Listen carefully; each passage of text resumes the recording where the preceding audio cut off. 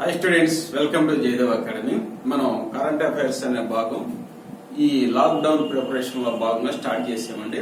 అయితే ఏంటంటే మన ల్యాబ్ కి అంటే స్టూడియోకి రావడానికి కొన్ని ఇబ్బందులు ఉండటం వల్ల కంటిన్యూస్ గా అప్లోడ్ చేయలేకపోతున్నాం. దయచేసి క్షమించగలరు.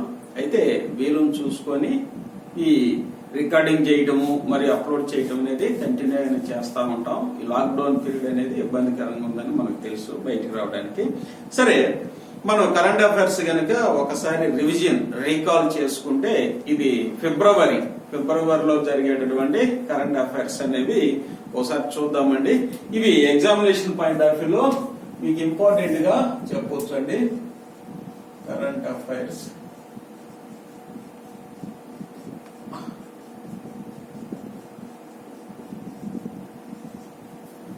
ఫిబ్రవరి అంటే ఫిబ్రవరిలో సరౌండింగ్స్ అనమాట. జనవరిలో ఉండొచ్చు మరియు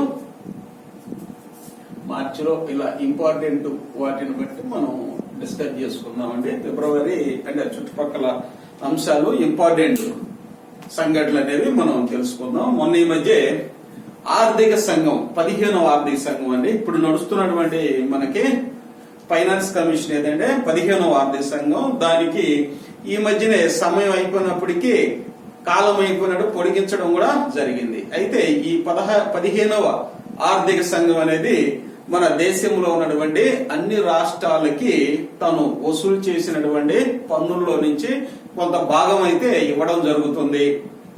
అది ఆ పర్సెంట్ వైజ్ గా పంపిణీ చేయడం అనేది జరుగుతుంది, డిస్ట్రిబ్యూషన్ చేయడం జరిగింది. అయితే ఈ 15వ ఆర్థిక సంఘము అన్ని రాష్ట్రాలకు తను వసూలు చేసినటువంటి ఈ పన్నుల్లో నుంచి ఈ సంవత్సరానికి గాను 46,038.70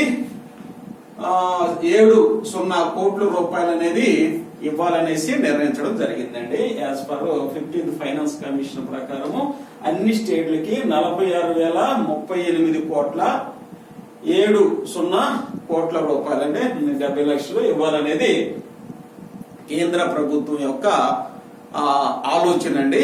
అయితే ఈ 15వ ఆర్థిక సంఘం ప్రకారము రాష్ట్రాలకి ప్రతి నెల కొంత గ్రాంట్లు అనేవి ఇవ్వడం జరిగింది. అయితే మన తెలుగు రాష్ట్రాలైనటువంటి ఆంధ్రప్రదేశ్, తెలంగాణకు వచ్చేసరికి ఈ సంవత్సరము ఈ నెలలో వచ్చేసరికి 29.55% అనేది యాక్చువల్ నిధుల్లో నుంచి కోత కోయడం జరిగింది. అయితే అది కరోనా ఎఫెక్ట్ అవ్వచ్చు, లేకపోతే రకరకాలైనటువంటి పారిశ్రామిక వృద్ధి లేకపోవడం వల్ల ఇలా కోత అయితే కోయడం జరిగింది. అయితే ఈ నిధులు అనేవి తక్కువగా రావడం ఎంత పర్సెంట్ కేటాయించారు అంటే పోయిన నెల నిధులు అనేవి ఈ నెలలో విడుదల చేయడం జరిగింది.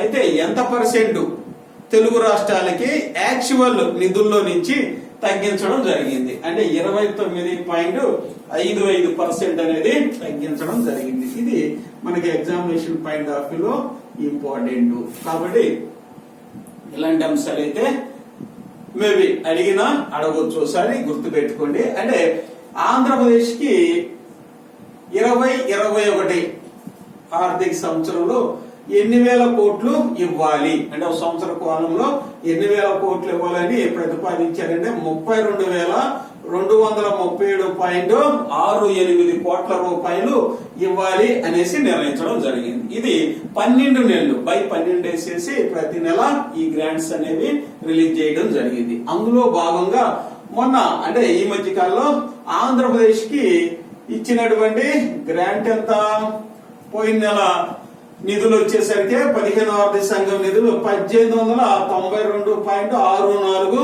కోట్ల రూపాయలు ఇవ్వడం జరిగింది. యాక్చువల్ గా వచ్చేసరికి ఆ నెలకి ఇవ్వాల్సినటువంటి గ్రాంట్ ఎంత అంటే 2,686.47 కోట్ల రూపాయలు ఇవ్వాలి. అయితే కొంత తగ్గించడం అనేది జరిగింది. అది ఎంత తగ్గించారంటే 29.55% నిధులు తగ్గించడం జరిగింది. కాబట్టి ఇది ఎగ్జామినేషన్ పాయింట్ ఆఫ్ వ్యూలో ఇలాంటివి మనకి క్వశ్చన్ గా వచ్చే అవకాశం ఉంది. అయితే ఎంత రావాలి, ఇది అమౌంట్ ఇచ్చింది ఇదా, ఇది పర్సెంటేజ్ తగ్గింది ఇది అనమాట, ఎంత తగ్గించడం జరిగింది.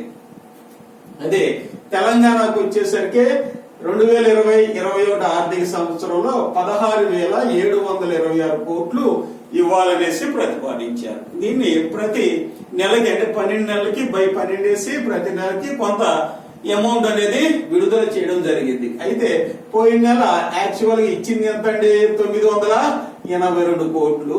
అయితే ఇవ్వాల్సింది ఎంత నిజంగా వచ్చేసరికి 1393 కోట్ల రూపాయలు ఇవ్వాలి. అయితే ఈ 982 కోట్లు అనేది నిధుల కోత అనేది జరిగింది. తద్వారా ఇక్కడ కూడా 29.55% యాక్చువల్ నిధుల్ని కోత పోయడం జరిగింది.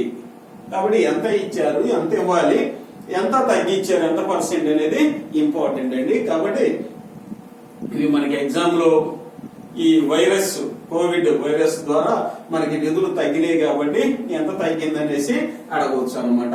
అలాగే అన్ని స్టేట్లకి ఇవ్వాల్సింది ఈ అమౌంట్ గా ప్రతిపాదించింది 15వ ఆర్థిక సంఘం. అయితే ఈ మధ్య కాలంలో ఏంటంటే 14వ ఆర్థిక సంఘం యాక్చువల్ గా ఆంధ్రప్రదేశ్ కు వచ్చేసరికి 4.305% నిధులు ఇవ్వాలనేసి ప్రతిపాదించిందండి. అయితే 15వ ఆర్థిక సంఘం ఏం చేసిందంటే దీని యొక్క పర్సెంటేజ్ ని తగ్గించడం జరిగింది. 4.11% కి కుదించారు. అంటే టోటల్ గా 0.194% తగ్గించడం ద్వారా ఇక్కడ 1521.31 కోట్ల రూపాయలు ఆంధ్రప్రదేశ్ నష్టపోయింది. అంటే సుమారుగా 30% నష్టపోయిందని చెప్పవచ్చు. అంటే 14వ ఆర్థిక సంఘం యాక్చువల్ గా ఇవ్వాలనుకున్న నిధుల్ని 15వ ఆర్థిక సంఘం తగ్గించింది. ఎంత మేర తగ్గించింది అనేది ఇక్కడ మీకు టాబులర్ ఫార్ములా ఇచ్చాను, బోర్డు మీద ఇచ్చాను. కాబట్టి ఎగ్జామినేషన్ పాయింట్ ఆఫ్ వ్యూ లో డిజిట్స్ అనేవి ఇంపార్టెంట్ అని మీకు బాగా తెలుసండి. ఇలాంటి ప్రశ్నలు డిజిట్ బేసిస్ మీదుగా ఎకనామిక్స్ లో అడిగే అవకాశం ఉంది. ఇక నెక్స్ట్ కనుక పరిశీలించినట్లయితే అత్యుత్తమ మాస్క్ ఈ కోవిడ్ సందర్భంగా, ఈ కరోనా వైరస్ సందర్భంగా తయారు చేస్తున్నటువంటి మాస్కులన్నింటిలో కల్లా అత్యుత్తమ మాస్క్ ఏదనేసి పరిశీలిస్తే N99 అనేది తేలడం జరిగిందండి. N99 అంతకుముందు N95 అనేది తయారు చేశారు. అది కూడా అయితే ఈ N95 అనేవి ఇప్పుడు ఉన్నటువంటి మాస్కులన్నింటిలో కల్లా అత్యుత్తమ మాస్కులు అండి. ఎందుకంటే గాలిలో ఉన్నటువంటి ధూళి కణాలను సుమారుగా 95% ఇది రానియకుండా చేస్తుంది, ఎలిమినేట్ చేస్తుంది. అట్లానే N99 వచ్చేసరికి 99% ధూళి, దుమ్ము, కణాలు, వైరస్లు రాకుండా అత్యంత రక్షణాత్మకంగా తయారు చేసినటువంటి మాస్క్ అండి. ఇందులో 5 పొరలు అంటే 5 లేయర్స్ ఉంటాయి అనమాట. 5 లేయర్స్ ఉంటాయి, 5 పొరలు అనేవి ఉంటాయి. ఈ 5 పొరలు వైరస్ ని రాకుండా రక్షణాత్మకంగా తయారు చేశారు. కాబట్టి దీన్ని మన భారతదేశంలో అత్యుత్తమైనటువంటి మాస్క్ గా పరిగణించబడింది. అయితే ఇది మనకి ఎగ్జామినేషన్ పాయింట్ ఆఫ్ వ్యూ లో ఈ కరోనా సందర్భంగా వచ్చే అవకాశం ఉంది. అయితే దీన్ని ఎవరు తయారు చేశారు అనేది ఎగ్జామినేషన్ పాయింట్ ఆఫ్ వ్యూ లో ఇంపార్టెంట్ గా చెప్పుకోవచ్చు. చూడండి, దీన్ని తయారు చేసిన సంస్థలు ఏమంటే అహ్మదాబాద్ జౌలి పరిశ్రమ పరిశోధన సమాఖ్య, అహ్మదాబాద్ జౌలి పరిశ్రమ పరిశోధన సమాఖ్య మరియు DRDO రక్షణ పరిశోధన సంస్థ. ఈ 2 సంస్థలు కలిపి తయారు చేశారండి. ATARA ప్లస్ DRDO ఈ 2 సంస్థలు కలిపి ప్రతిష్టాత్మకంగా ఈ N99 మాస్క్లు అనేవి తయారు చేశారు. ఇంకొకసారి చెప్తున్నానండి, అహ్మదాబాద్ జౌలి పరిశ్రమ పరిశోధన సమాఖ్య మరియు రక్షణ పరిశోధన సంస్థ, ఈ 2 సంస్థలు కలిపి N99 అనేటువంటి అద్భుతమైనటువంటి మాస్క్ తయారు చేశారు. దాంతోపాటు N95 కూడా తయారు చేశారు. ఇప్పుడు భారతదేశంలో ఉన్నటువంటి అత్యుత్తమ మాస్కుల్లో ఇవి ప్రథమ స్థానాన్ని పొందినని చెప్పొచ్చు. కాబట్టి మనకి ఎగ్జామినేషన్ పాయింట్ ఆఫ్ వ్యూ లో ఇవి ఇంపార్టెంట్ గా మనం పరిగణించవచ్చు అండి. ఇంకా నెక్స్ట్ చూస్తే మన తెలుగు రాష్ట్రాలకి 4 సుప్రీంకోర్టు కొలీజియము న్యాయమూర్తులుగా సిఫార్సు చేసిందండి. గతంలో సుప్రీంకోర్టు సిఫార్సు చేసిన న్యాయమూర్తుల్లో కూడా కొన్ని ప్రశ్నలు అయితే రావడం జరిగింది. కాబట్టి మన ఆంధ్రప్రదేశ్, మన తెలంగాణకు సంబంధించినటువంటి హైకోర్టులకి న్యాయమూర్తుల్ని ఎవరిని రికమెండ్ చేసింది అనేసి న్యాయమూర్తులుగా పరిశీలిస్తే ఆంధ్రప్రదేశ్ కి 3, తెలంగాణకి ఒక న్యాయమూర్తిని సిఫార్సు చేయడం జరిగింది. అది మీరు రాసుకోండి, మీకు ఎగ్జామినేషన్ పాయింట్ ఆఫ్ లో ఇంపార్టెంట్ గా పరిగణించవచ్చు. ఒకటి బొప్పూడి కృష్ణమోహన్. బొప్పూడి కృష్ణమోహన్ అండి, ఏపీ హైకోర్టు హెచ్సికి బొప్పూడి కృష్ణమోహన్ గారు.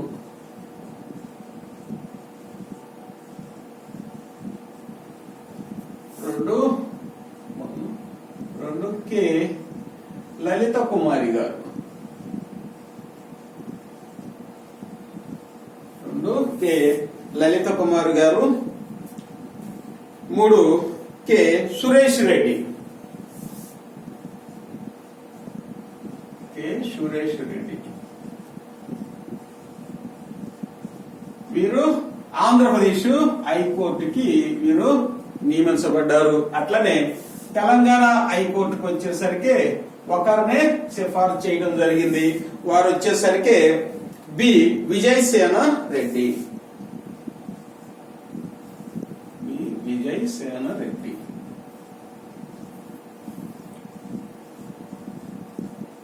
వీరిని తెలంగాణ హైకోర్టుకి న్యాయమూర్తులుగా సుప్రీంకోర్టు కొలీజియం సిఫార్సు చేసింది. కాబట్టి వీరిలో ఎవరు కాదు, వీరిలో ఎవరు అనేసి ప్రశ్న రావడానికి అవకాశం ఉందండి. ఒకసారి గుర్తు పెట్టుకోండి. కాకపోతే ఫిబ్రవరి కాలంలో వచ్చేసరికి అమెరికాకి ఇరాన్కి యుద్ధ వాతావరణం అనేది నెలకొని ఉంది. ఎందుకంటే అక్కడ అమెరికాకు చెందినటువంటి దళాలు డ్రోన్ ద్వారా ఇరాక్ సంబంధించినటువంటి సేనాధిపతి సోలేమాన్ ని హతమార్చడం అనేది జరిగింది, చంపివేశారు. తద్వారా ఇరాన్ అమెరికాకి మధ్య యుద్ధ వాతావరణం నెలకొందండి. అప్పుడు యుద్ధం జరిగిద్దని కూడా చాలా మంది భయపడ్డారు. అయితే ఈ యుద్ధానికి సంబంధించినటువంటి యుద్ధ వాతావరణం సంబంధించిన అంశాలు అనేవి మేజర్ గా కరెంట్ అఫైర్ లోకి రావడం జరిగిందండి.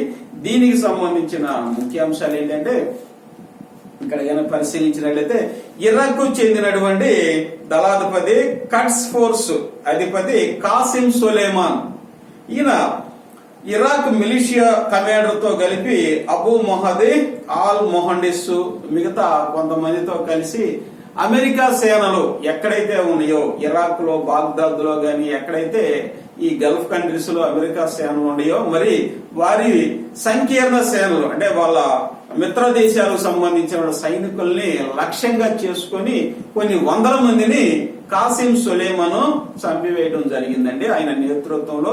ఇక ముందు కూడా ప్రపంచంలో ఎక్కడైతే అమెరికా సేనలు ఉంటాయో వారిని కూడా లక్ష్యంగా చేసుకొని ఈయన చంపివేసే ఉద్దేశం ఉందనేసి భావించినటువంటి అమెరికా దళాలు ఒక డ్రోన్ తో బాగ్దాద్ లో విమానాశ్రయంలో ఒక డ్రోన్ ద్వారా వీళ్ళని చంపివేయడం అనేది జరిగిందండి. తద్వారా యుద్ధ వాతావరణం జరిగింది. ఇరాన్ అధ్యక్షుడు అమెరికా మీద మేము ప్రతీకారం తీర్చుకుంటామనేసి వాగ్దానం చేసి జనవరి 8న అంటే 2020 జనవరి 8న అమెరికా దళాలు గల్ఫ్ కంట్రీస్ లో ఎక్కడైతే ఉన్నాయో అంటే ఈ ఇరాక్ తదితర ప్రాంతాల్లో వాళ్ళ మీద లక్ష్యంగా చేసుకుని మిసైల్ దాడిస్ కూడా చేశాడండి. మిసైల్ దాడిలో చాలా మంది చనిపోవడం జరిగింది. తద్వారా ఈ యుద్ధ వాతావరణము సంక్షోభం అనేది నెలకొని ఉంది. ఇది మనకి ఎగ్జామినేషన్ పాయింట్ ఆఫ్ వ్యూలో ఇంపార్టెంట్ అవుతుంది. కాబట్టి దీనికి సంబంధించింది ఒకసారి మీకు రీకాల్ చేయాలనేది నా ఉద్దేశం అండి. అయితే అమెరికా దాడిలో చనిపోయినటువంటి ఇరాన్ దళపతి ఎవరంటే ఇరాన్ కట్స్ ఫోర్స్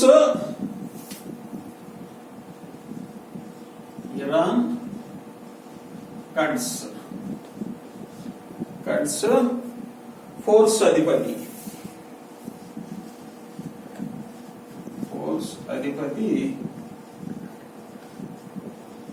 ఎవరండి? ఈయన కాసిము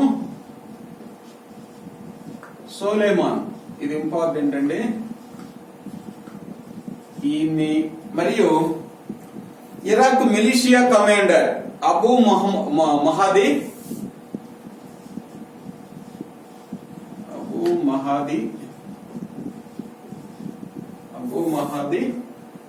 ఆల్ మొహండీస్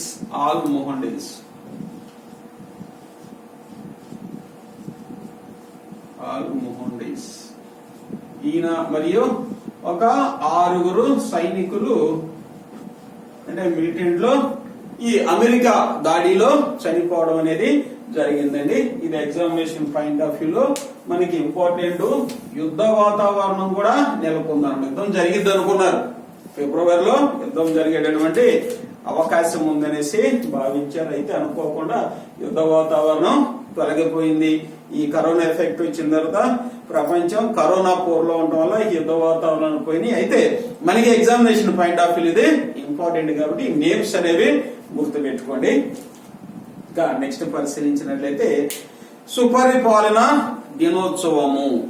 మన భారతదేశంలో సుపరిపాలన దినోత్సవం అంటే గుడ్ గవర్నెన్స్ డే అనేది డిసెంబర్ 25న 2019లో జరుపుకోవడం జరిగిందండి.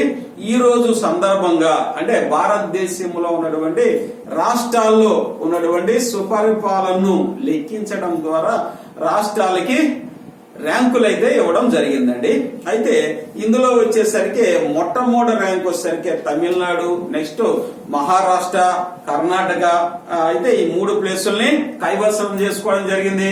మన తెలుగు రాష్ట్రాల్లో చూసినట్టయితే ఆంధ్రప్రదేశ్ 5, తెలంగాణకి 11వ ర్యాంక్ అనేది రావడం జరిగింది. అంటే దీన్నే మనం గుడ్ గవర్నెన్స్ ఇండెక్స్ అంటారు. అంటే GGI గుడ్ గవర్నెన్స్ ఇండెక్స్ ఆరు సుపరిపాలన చూసి అంటారు అనమాట.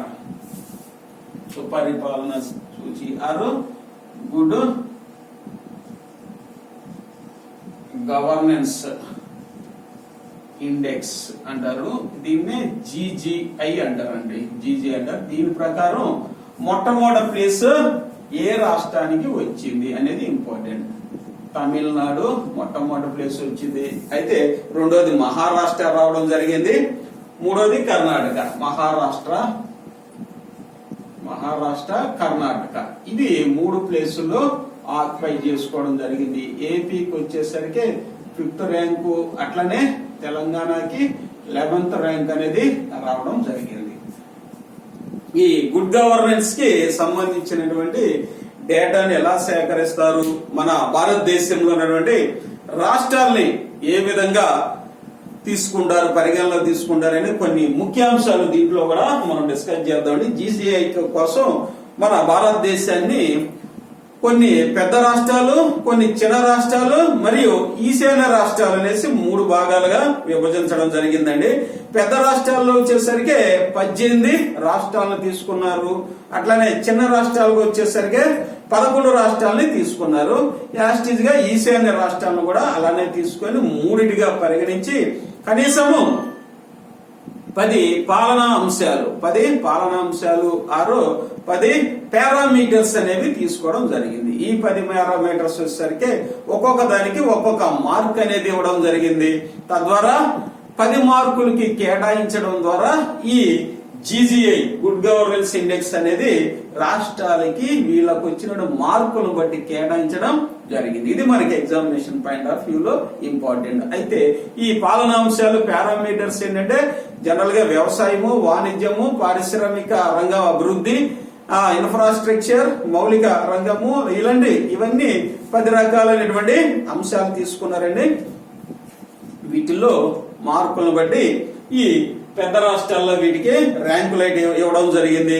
అట్లనే ఈశాన్య రాష్ట్రాలు గనక పరిశీలించినట్లయితే హిమాచల్ ప్రదేశ్ ఫస్ట్ ప్లేస్ వచ్చిందండి. ఈశాన్య రాష్ట్రాల్లో హిమాచల్ ప్రదేశ్ తీసుకున్నారు. ఉత్తరాఖండ్, త్రిపుర వీటిని కూడా తీసుకోవడం జరిగింది. అట్లనే కేంద్ర పాలిత ప్రాంతాలు యూనియన్ టెరిటరీస్ లో వచ్చేసరికి పాండిచ్చేరి, చండీగఢ్, ఢిల్లీ మొదటి 3 ప్లేసుల్ని కైవసం చేసుకోవడం జరిగింది. ఇవి మనకి ఎగ్జామినేషన్ పాయింట్ ఆఫ్ వ్యూలో ఇంపార్టెంట్, ఒకసారి పరిశీలించండి. ఇవి GGI ప్రకారం ఇచ్చినటువంటి ర్యాంకింగ్స్ గా మనం చెప్పుకోవచ్చు అండి. ఇకపోతే హిమాచల్ ప్రదేశ్ లో ఒక ప్రపంచంలో అత్యంత పొడవైనటువంటి సొరంగ మార్గం అనేది త్రవ్వకం ప్రారంభించారండి. దీని పొడవు సుమారుగా చూసినట్లయితే 8.8 కిలోమీటర్స్ పొడవు ఉంటుంది. ఇది ప్రపంచంలో అత్యంత పొడవైన టన్నెల్ గా పరిగణించవచ్చు.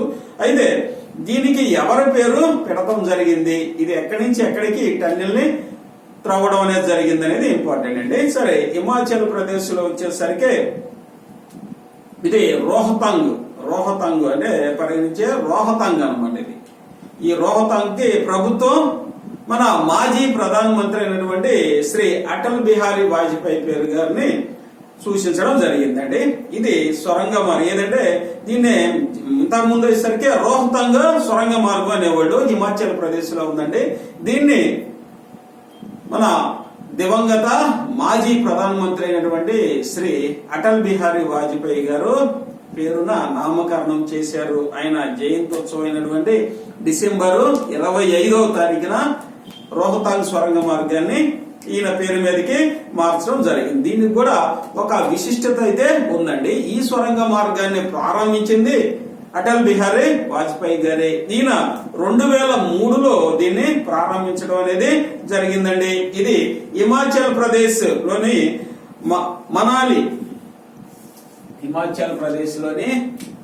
మనాలి నుంచి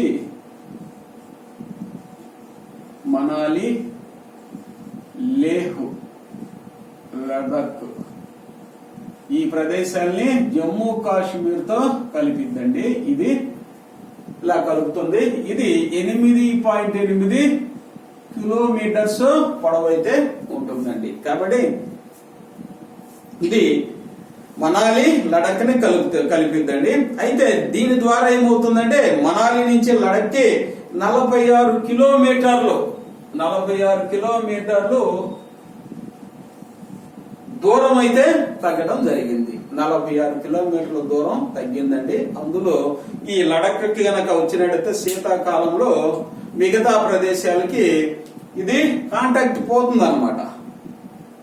చలికాలం విపరీతం మంచు ఉండటం వల్ల లడక్ తో మనకి ఈ రోడ్ల పరంగా ఇవన్నీ కనెక్టివిటీ పోతుంది. ఈ సొరంగ మార్గం ద్వారా అయితే ఇక అలాంటి ఇబ్బంది అయితే ఉండదు. కాబట్టి ఇది పాయింట్ అనేది ఎగ్జామినేషన్ పాయింట్ ఆఫ్ వ్యూలో ఇంపార్టెంట్ గా చెప్పుకోవచ్చు అనమాట. హిమాచల్ ప్రదేశ్ లో ఉన్నటువంటి రోహతాంగ్ సొరంగ మార్గము ప్రపంచంలో అతి పొడవైన టన్నెల్ 8.8 కిలోమీటర్స్ ఉంటుంది. దీనికి నామకరణం చేసింది ఎవరి పేరంటే మన దివంగత మాజీ ప్రధానమంత్రి శ్రీ అటల్ బిహారీ వాజ్పేయి గారిని నామకరణం చేశారు. తద్వారా ఇది మనాలి లడక్ కి 46 కిలోమీటర్ల దూరాన్ని తగ్గిస్తుందనేసి తెలుసుకున్నామండి. ఇది ఎగ్జామినేషన్ పాయింట్ ఆఫ్ వ్యూ ఇది కూడా ఇంపార్టెంట్, ఒకసారి పరిశీలించండి. నెక్స్ట్ కనుక చూస్తే లింగ వ్యత్యాస సూచీలో భారత్ కి 112వ స్థానము. లింగ వ్యత్యాస సూచీలో భారత్ కి 112వ స్థానం అయితే ఇవ్వడం జరిగిందండి.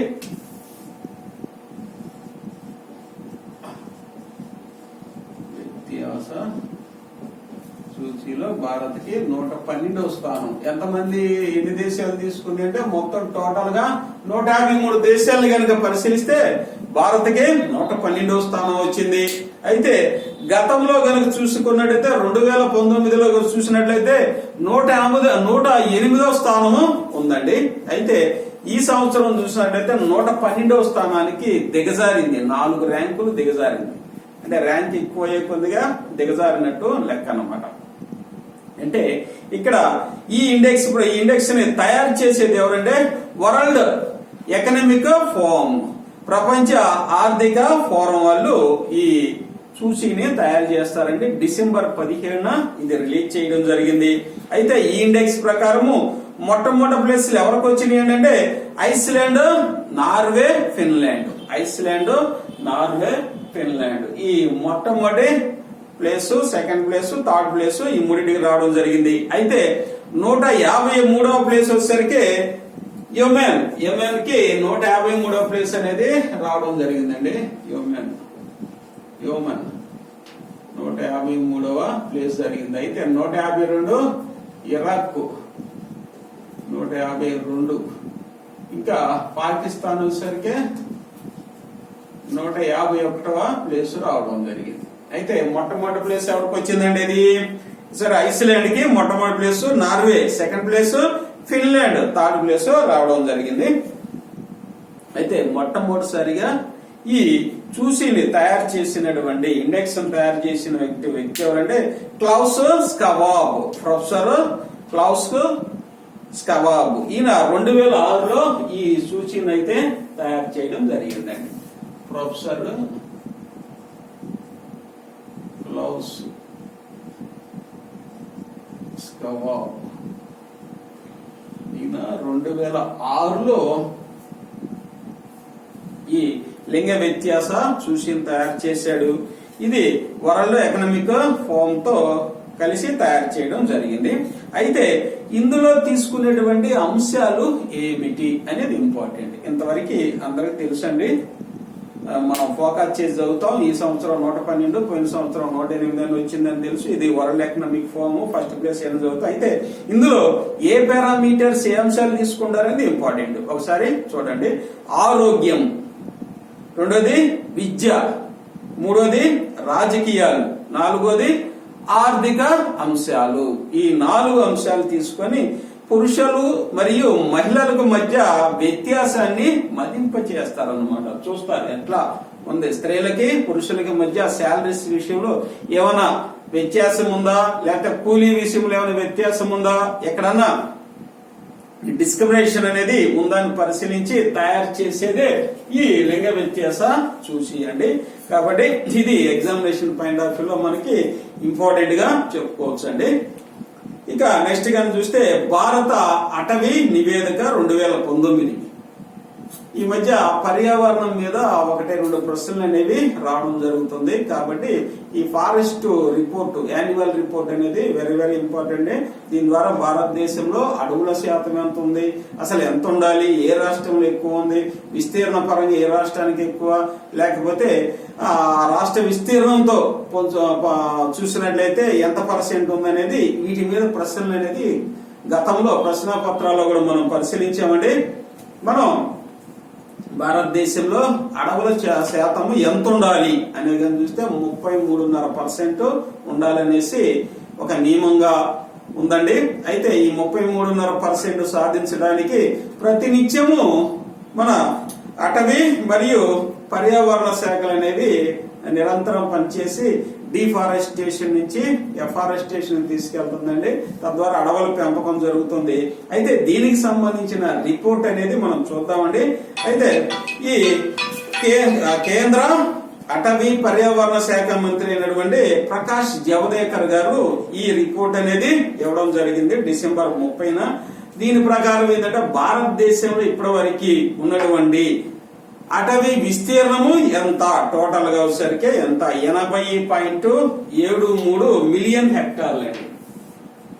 భారతదేశంలో ఇప్పటి వరకు ఉన్నటువంటి అటవీ విస్తీర్ణం అంటే 80.73 మిలియన్ హెక్టార్లు అడవి అనేది ఇప్పటి వరకు ఉందండి. యాజ్ పర్ రిపోర్ట్ ప్రకారం 2019 అటవీ భారత అటవీ నివేదిక ప్రకారము ఇంత అడవి అనేది ఇప్పుడు భారతదేశంలో ఉంది. ఇది ఎంత పర్సెంట్ సమానం అంటే 24.56% అండి. అసలు యాక్చువల్ గా ఉండాల్సిందంట 33.5%, 30% అనేది ఉండాలన్నమాట. అయితే ఇంకా తక్కువగానే అటవీ అనేది ఉండడం జరిగింది. కాబట్టి ఇంకా అడవుల్ని పెంచడానికి కేంద్ర అటవీ మరియు పర్యావరణ మంత్రిత్వ శాఖ అనేది ప్రతి సంవత్సరము ఆ కార్యక్రమాలు చేపడుతుంది.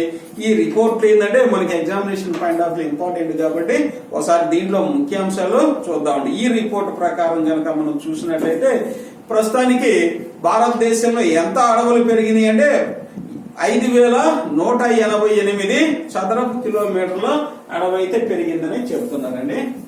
5,188 చదరపు కిలోమీటర్ల అడవి ఇప్పుడు ఈ పోయిన సంవత్సరం పెరిగిందని చెప్తున్నారండి. అయితే అన్ని రాష్ట్రాలను పరిశీలించినట్లయితే ఏ రాష్ట్రంలో అటవీ ఎక్కువగా పెరిగింది అనేది చూసినట్లయితే కర్ణాటకలో ఎక్కువ పెరిగిందండి. ఈ రిపోర్టు ప్రకారం కర్ణాటక రాష్ట్రంలో పోయిన సంవత్సరం ఎక్కువ అటవీ ప్రాంతాన్ని పెంచడం జరిగింది. అది ఎంత పెంచారండి అంటే 1025 చదరపు కిలోమీటర్లు పెంచడం జరిగిందండి. కర్ణాటకలో వచ్చేసరికి ఫస్ట్ ప్లేస్ లో ఉంది. ఎందుకంటే 1025 చదరపు కిలోమీటర్లు పెంచడం జరిగింది. ఆ నెక్స్ట్ వచ్చేసరికి ఆంధ్రప్రదేశ్ లో పెంచడం జరిగింది. ఆంధ్రప్రదేశ్ లో చూసినట్లయితే 990 చదరపు కిలోమీటర్స్ చదరపు. అదే మూడో ప్లేస్ వచ్చినట్లయితే కేరళ. ఆంధ్రప్రదేశ్ 823 కేరళ అండి. కేరళ వచ్చేసరికి 823 కేరళ 23. తర్వాత తెలంగాణ వచ్చేసరికి 163 వచ్చిందండి. ఎన్నో ప్లేస్ అంటే తెలంగాణకి 9వ ప్లేస్ వచ్చిందండి. సరికి 163 కిలోమీటర్స్ చదరపు కిలోమీటర్స్ పెంచడం జరిగింది. ఇవి ఎగ్జామినేషన్ పాయింట్ ఆఫ్ వ్యూ లో ఇంపార్టెంట్. మన ఆంధ్రప్రదేశ్ తెలంగాణ ప్లేసులు కూడా ఇంపార్టెంట్ అండి. సో పరిశీలించండి ఈ డేటాని. ఇంకా నెక్స్ట్ గా చూసినట్లయితే ఇక్కడ మీకోసం డేటా రాయడం జరిగిందండి. చూడండి, భారత అటవీ నివేదిక 2019 ముఖ్య అంశాలు. అధిక అటవీ విస్తీర్ణం గల రాష్ట్రాలు. అందులో చూసినట్టయితే మొట్టమొదటి ప్లేస్ ఎక్కువ అటవీ వచ్చేసరికి మధ్యప్రదేశ్ లో ఉంది. రెండోది అరుణాచల్ ప్రదేశ్, మూడోది ఛత్తీస్గఢ్, నాలుగోది ఒడిశా, ఐదోది మహారాష్ట్రలో ఎక్కువ అటవీ అనేది కలిగి ఉన్నాయండి రాష్ట్రాలు. అయితే ఇక్కడ వచ్చేసరికి ఏంటంటే ఇక రెండో అంశం వచ్చేసరికి రాష్ట్ర విస్తీర్ణంలో అటవీ విస్తీర్ణం ఎక్కువ ఉన్నటువంటి రాష్ట్రాలు ఏవి?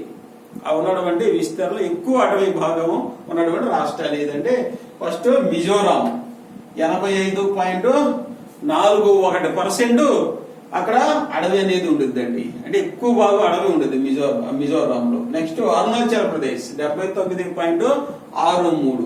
మూడోది మేఘాలయ 76.33. నాలుగోది మణిపూర్ 75.46. ఐదోది నాగాలాండ్ 75.31. అయితే ఆంధ్రప్రదేశ్ లో 17.88 మాత్రమే ఉంది. తెలంగాణలో వచ్చేసరికి 18.36 మాత్రమే ఉంది. అయితే వీటిలో ఎక్కువగా ఉండడం జరిగింది. మన వచ్చేసరికి మనకి కూడా ఎగ్జామినేషన్ పాయింట్ ప్రకారం తెలుసుకోండి. ఇంకా లాస్ట్ వన్ గా చూసినట్లయితే జీవ పరిశీలన కోసం ఒక గ్రహం మీదకి అమెరికా అంతరిక్ష పరిశోధనా సంస్థ ఒక మార్స్ 2020 మిషన్ ని ప్రారంభించాలనేసి చేసిందండి. అయితే ఆ మార్స్ అంగారక గ్రహంలో జీవులు పరిశీలన, అంతకుముందు జీవం ఉందా లేదా, ప్లస్ జీవం ఉండడానికి అనుకూలమైన పరిస్థితులు ఉన్నాయా లేవనేసి ఈ మిషన్ అయితే ప్రారంభించారు. అయితే మార్స్ 20 రోవర్ అనేది అమెరికా వాళ్ళు, నాసా వాళ్ళు తయారు చేసినటువంటి ఈ మిషన్ అండి. అయితే ఇది అమెరికా పరిశోధనా సంస్థ నాసా తయారు చేసింది. దీని యొక్క నమూనాని డిసెంబర్ 27వ తారీఖున 2019 ఆవిష్కరించడం జరిగిందండి. అయితే ఈ మిషన్ అనేది అంగారక గ్రహం మీదకి వెళ్ళినప్పుడు తర్వాత వెళ్ళేటటువంటి ఈ రోవర్స్ కి లేకపోతే శాటిలైట్స్ కి వీటికి కూడా అనుకూల పరిస్థితులు ఏర్పాటు చేయడానికి దీన్ని మొట్టమొదటిసారిగా పంపించడానికి ప్రయత్నాలు జరుగుతున్నాయి. అయితే మనకి ఎగ్జామినేషన్ పాయింట్ ఆఫ్ వ్యూ ఏంటంటే అంగార గ్రహం మీదకి మిషన్ ప్రారంభించినటువంటి దేశం ఏదంటే అమెరికా అండి. నాసా వాళ్ళు పంపించడానికి సిద్ధంగా ఉన్నారండి. ఇందులో ఆబ్జెక్టివ్ ఏంటంటే జీవ పరిశీలన కోసం అరుణ గ్రహం మీదకి పంపడం జరుగుతుందండి. ఇది ఈ రోజు మనకి ఎగ్జామినేషన్ పాయింట్ ఆఫ్ వ్యూ లో కొన్ని ముఖ్య అంశాలు ఫిబ్రవరిలో జరిగినటువంటి ఇంపార్టెంట్ అంశాలుగా చెప్పుకోవచ్చు. ఇంకా మరికొన్ని మీకోసం తయారు చేస్తున్నాం. రానున్నటువంటి గ్రామ సచివాలయాలు మరియు పోలీసు, ఎస్ఐ మరియు రకరకాల ఎగ్జామ్స్ అనేవి ఈ నెల కాకపోయినా మేలో అయినా జూన్ లోనైనా నోటిఫికేషన్ అనేవి పడవచ్చండి. ఆశావాదంగానే ఉందాం, మనం పడే అవకాశం ఉంది. మన రాష్ట్ర ఆర్థిక పరిస్థితి బాగాలేదు అనుకుంటున్నాం. అయితే ఏంటంటే ఇప్పుడు నోటిఫికేషన్లు పెడితే ఇవి వెంటనే పోస్టింగ్లు ఇవ్వరండి. మినిమం ఒక 7-8 నెలలన్నా పట్టింది. అప్పటికి ఆర్థిక పరిస్థితి అనేది బాగుంటుంది. ఫర్ ఎగ్జాంపుల్ ఏపీఎస్సి నోటిఫికేషన్స్ ఇస్తే కనీసం 1.5 years పట్టింది. మీరు వెళ్ళి సీట్ లో కూర్చొని ఫస్ట్ శాలరీ డ్రా చేయాలంటే 1.5 years పడింది. అంటే ఇప్పుడు మనం నోటిఫికేషన్ ఇచ్చినా మనం సీట్ లో కూర్చునేసరికి 1.5 years పట్టింది. కాబట్టి అప్పటికి ఆర్థిక వ్యవస్థ బాగానే ఉంటుంది. కాబట్టి మనం నోటిఫికేషన్ వస్తాయి అనేసి ఆశపడదాం. తద్వారా ఇవి రీకాల్ చేసుకోండి. మీరు చదవలేదని కాదు, ఒకసారి గుర్తుంచుకోవడం వల్ల మళ్ళీ గుర్తుంచుకోవడం మర్చిపోకుండా ఉంటారు. దయచేసి సబ్స్క్రైబ్ చేసుకోండి, మీ ఫ్రెండ్స్ కూడా షేర్ చేయండి. ఇలాంటి అప్డేట్స్ మీకు ఇమ్మీడియట్ గా రావాలంటే మీకు తెలుసు, బెల్ బటన్ క్లిక్ చేసుకుంటే అప్డేట్స్ అనేవి వస్తాయి. మీకు మరింత ఉపయోగకరంగా తయారు చేస్తామని హామీ ఇస్తూ మీ యొక్క జయదేవ్ అకాడమీ. థ్యాంక్ యూ అన్న.